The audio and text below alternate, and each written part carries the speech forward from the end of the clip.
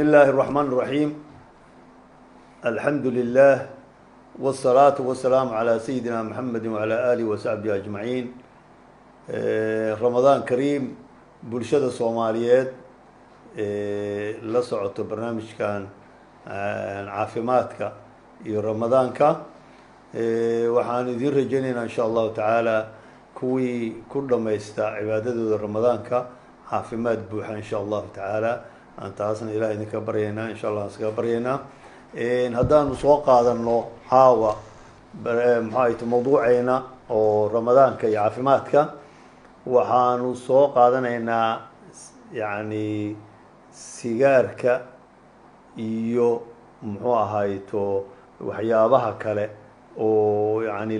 dadka daa'imaan qaarkood oo ka mid yahay muxuu ahayto qaadka ama jaadka wax la yidhaahdo xilliga ramadaanka yani waxayna ka timid su-aalo badan oo bulshada ay soo weydiisteen muxuu ahayto xarunta telefishinka qaranka marka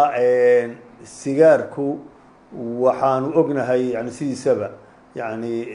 caafimaadka wuxuu yahay meel kaste mawduuc kasta oo caafimaad ka mid ah gaar ahaan yani ha noqoto neef mareenka dhul neef mareenka sanbabaha wadnaha sigaarka sida aanu soo sheegnay yani meelo badan ayuu dhibaato badan u leeyahay oo caafimaadka ah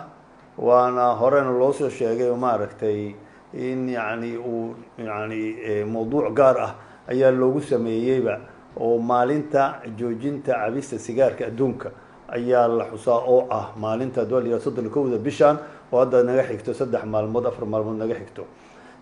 marka ase mawduucan taasaan wadi doonaa laakiin hadda xilliga ramadaanka iyo dhibaatada uu keeni karo qofka saa'imka ah ayaanu rabnaa inaan wax ka sheegno sigaarku wuxuu sameeyaa yani xagga weliba gaar ahaan dheefshiidka xilliga ramadaanka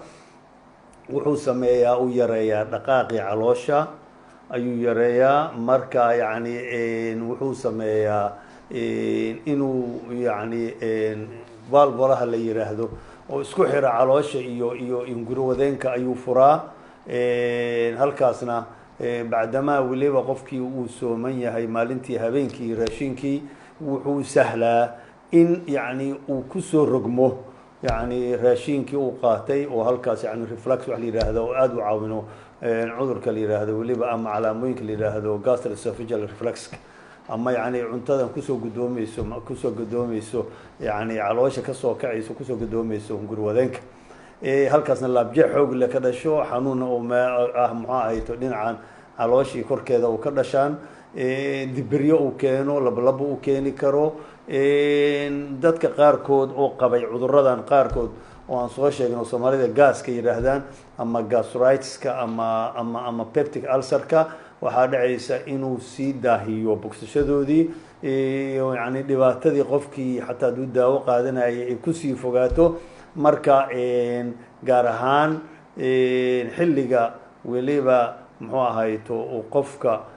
afuro dad qaarkood waxay jiraan ku afuraan weliba oo dadka sigaarka cabo aada weliba dadka yani ugu tegay ah in qaarkood waxaa la arkay biyaha markay ka badan sigaar ka daba caba taas dhibaato weyn bay u keeni karaysaa calooshii eber ah ayuu gastric secretionkii jiray ayuu sii caawinayaa caloosha acidki inuu soo badiyo halkaasna waxay keeni karaa xataa dhibaatooyin oo irritation ama calooshii oo dhaawaco ayuu keeni karaa hadduu dhaawac hore u jirayna ama gas jiray yani gastritis jirtay ama peptic ulcer jirtayna waxaa dhici karaysa in dhaawicii uu sii qodo ama sii culeysiyo ama uu yani dhibaato ka weyn uu ku keeno dhaawicii u jiray marka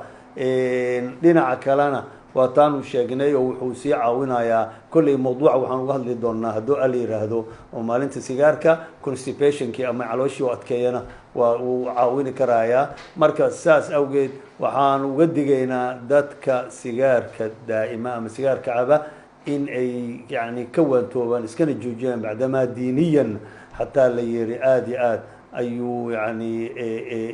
loo yani karaahiyahiisa lagu sheegay qaarkoodna waxay ku sheegeenba muxuu ahayto inuu yahay shay karaahiyo oo xaaraam geli karaya bacdamaa uu dhibaateynayo caafimaadkii iyo dhaqaalihiiba uu dhibaateynayo qofka oo nafsadiisa uu dhibaato u keenayo mawduucaasna kolley asag waafi ah ama sigaar ahaan waxaan ka hadli doonaa maalinta yani sigaarka joojinta adduunka laakiin muslimiinta saa'imiinta waxaan rabaa inaan uga digo in ay ka hortagaan ama ay ka waantoobaan yani xilliya iska joojiyaan weli waataanu soo sheegnay inay joojiyaan uga faa'iidaystaan bishan ramadaan in ay iska joojiyaan sigaarka cabistiisa ayagoo ugu dugaalaya yani runtii waktigaas dheer ay ka maqnaanayaan maalinimada oo ah 12 saacadood sigaar aysan cabaynin ay fursad u tahay inay joojiyaan ama joojin karayaan taas si caafimaadkooda u badbaadiyaan cibaadadooda ramadaankana ay si waafi u gudan karayaan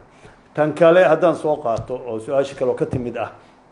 bulshada soomaaliyeed oo ah yani sigaarka mawduucin ah yani jaadka iyo xilliga ramadaanka runtii waa mawduucasna aada muhiim u ah inkastoo ay mawduucayna ku wada talagalnay mawduucyadan mawduucyo ka koobano dadka yani wacyigelin inay u gaaraan aan rabno oo aan ka dhigayna mawduuc aada u fidsan balse jaadka isaan ognahay wuxuu ka mid yahay yani waxaa ku jirta maadooyin mukhaadaraad la yidhaahdo oo amfetaminka la yidhaahdo oo yani muxuu ahayto waxay la soo celi taas hadhow waa ka jaraysaa ya saan ognahay jaadka waxaa ku jira muxuu ahayto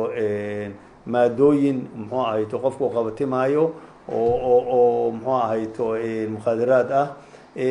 haddana ku leh muxuu ahayto xubnaheena ama caloosheenna ama jirkeena o dhan ba mid kastaba ku leh muxuu ahayto waxaa la yidhaahdaa effect gaar ah ama yani saameyn gaara ku lahaan karto marka xilliga ramadaanka iyo jaadka haddaanu soo qaadno weliba gaar ahaan muxuu ahayto bacdimaa qofkii baahi dheer uu galaayo habeenkii marka qofkii uu cuno mar waa mar wuxuu sameynayaa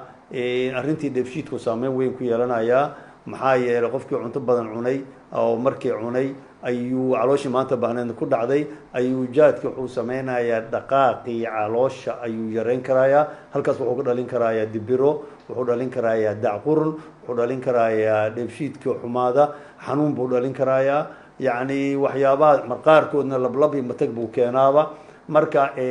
waxaa loo baahan yahay wuxuu kaloo caawini karayaa tii kaloo soo sheegaynay oo sigaarkan uu keenayo oo qofka inuu kusoo butaaco calooshii yani reflux ku sameeyo waxaa la yidhahda gir ama gastroesophageal reflux diseasekii aanu sheegaynay oo caloosha yani cuntadii iyo ama dhacaankeedii ay kusoo butaacaan esophaguska ama hunguri wadeenka halkaasna laabjeex iyo dhibaato kale ay ka dhalato oo hurdada u diidi karaya una diidi karaayo cuntadii kale ee saxuurta oo cuni lahaa inuu muxuu ahayto cuno yani u diidi karaaya halkaasna uu saxuur ku qaadan karaynin cuntadii soonkii maalinta xigtana ay culeys ku noqon karayso inuu guto cibaadadii ramadaanka ama dhib ay ku noqonayso marka hore uma sii gelayno waa mawduuci wacyigelinta ahaa waxaanu rabnaa